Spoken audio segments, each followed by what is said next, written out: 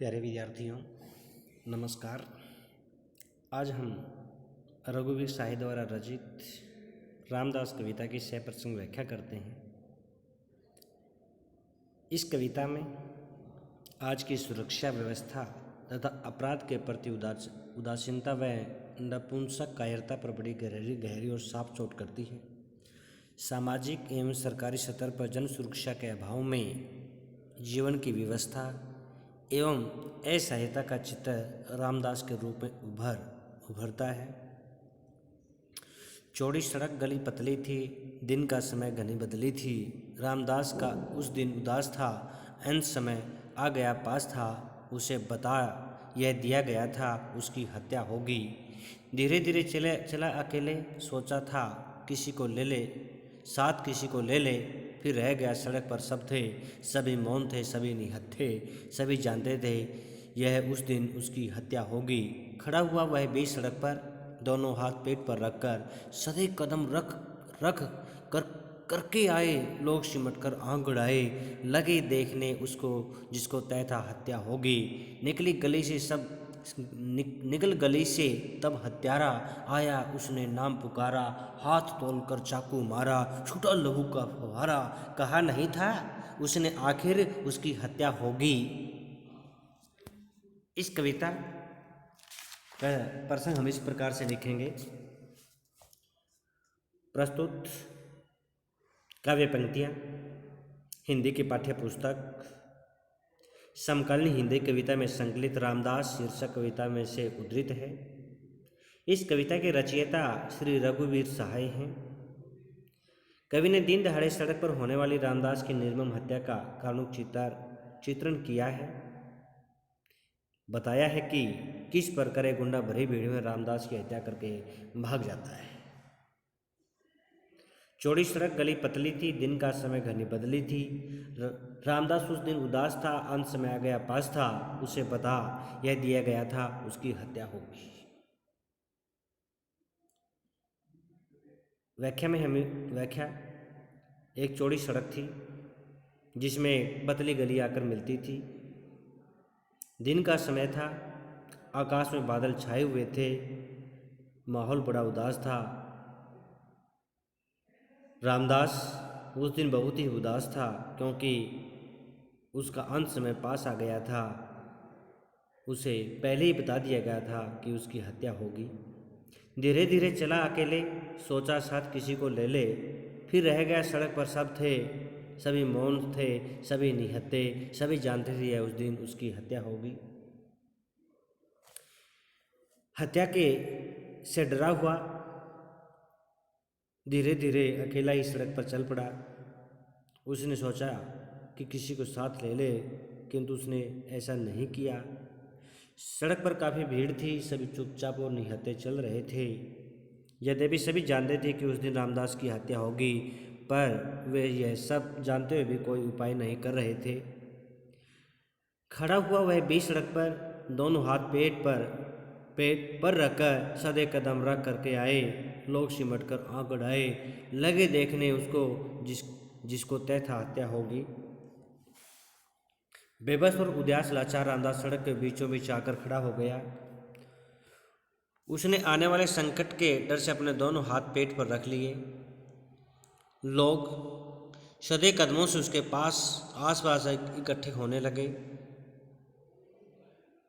वे कौतूहल से बड़े जिज्ञासा पूर्वक इन निरीह व्यक्ति को देख रहे थे जिसके विषय में यह निश्चित था कि आज उसकी हत्या होगी।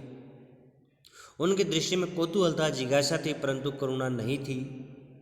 निकल गली से तब हत्यारा आया, उसने नाम पुकारा, हाथ तोड़कर चाकू मारा, छूटा लहू का फव्वारा। कहा नहीं था उसने आखिर उसकी हत्या होगी। सरेआम बीच बाजार में रामदास की निर्मम हत्या कर दी गई। अर्थात तभी खुली सड़क से एक के साथ जुड़ी गली से वह गुंडा निकला जिसने रामदास की हत्या करने की चुनौती दी थी। उसने सड़क पर आकर ऊंचे स्वर रामदास का नाम पुकारा। फिर उसने पूरी ताकत से रामदास पर चाकू का वार किया। रामदास के शरीर से खून की धारा बहने लगी। पास खड़ी भीड़ को अब तक जो पास खड़ी हुई भीड़ थी अब तक नपुंसक बनी थी, अब कहने लगी कि उस हत्यारे ने पहले ही कह दिया था कि उस दिन रामदास की हत्या होगी। अब यह बात सत्य सिद्ध हो गई। इस कविता के माध्यम से कवि ने यही बताया कि आज के समाज के असुरक्षित और अन्यायपूर्ण वातावरण करारी चोट की गई। रामदास के माध्यम से जन साधारण के जीवन की वास्तविकता को उद्घाटित किया। संपूर्ण कविता सरल एवं व्यंग्यपूर्ण है। कविता में कहीं कहीं अनुप्रास अलंकार है, कहीं निरुक्ति प्रकाश अलंकार है। साहित्यिक खड़ी बोली है, मुक्त छंद में लिखी गई है। अब हम अगली कविता के बारे में पढ़ते हैं। दूसरी कविता जो हमारी इस प्रकार कोई एक और मतदाता।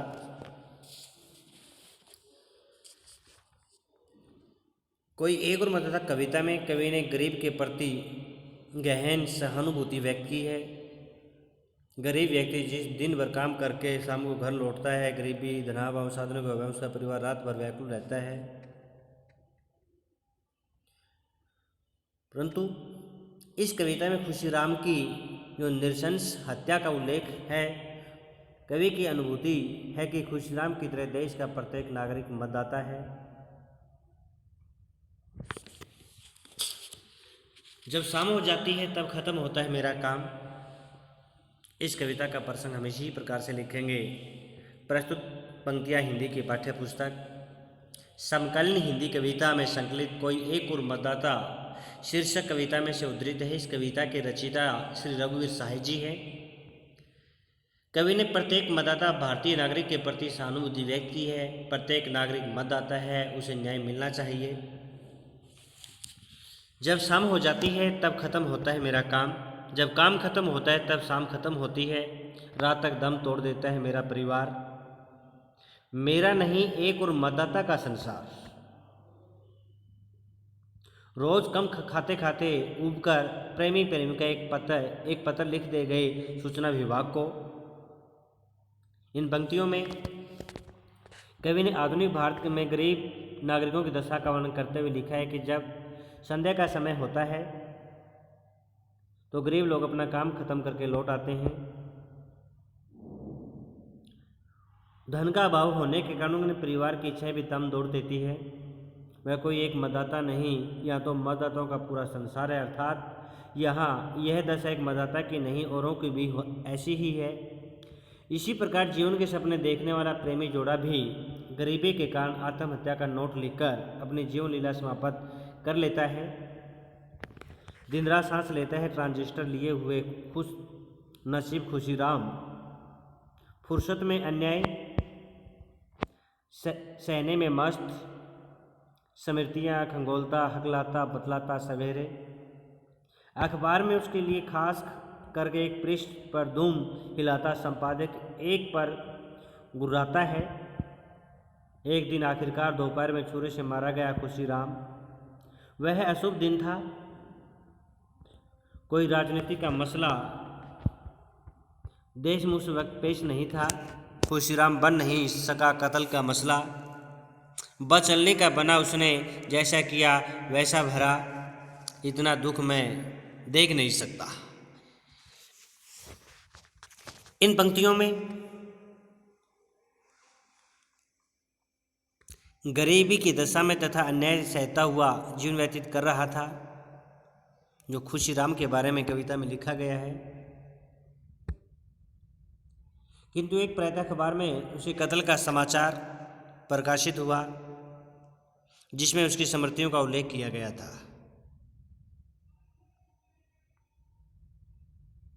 स्मृतियाँ यादों का एक कत्ल, वसुधा उसका कत्ल एक दोपहर के समय किसी ने छुरी से किया था। उन देश में कोई राजनीतिक हलचल नहीं थी, इसलिए खुशीराम की निर्मम हत्या का मसला कत्ल का मसला नहीं बना। अभी तो उसकी हत्या का कारण उसकी बद चलनी सिद्ध कर दिया गया। उसे न्याय मिलने के अपेक्षा उस पर चरित्रहीनता का आरोप लगा दिया गया। कवि ने के कहने का भाव है कि गरीब को न्याय नहीं मिलता।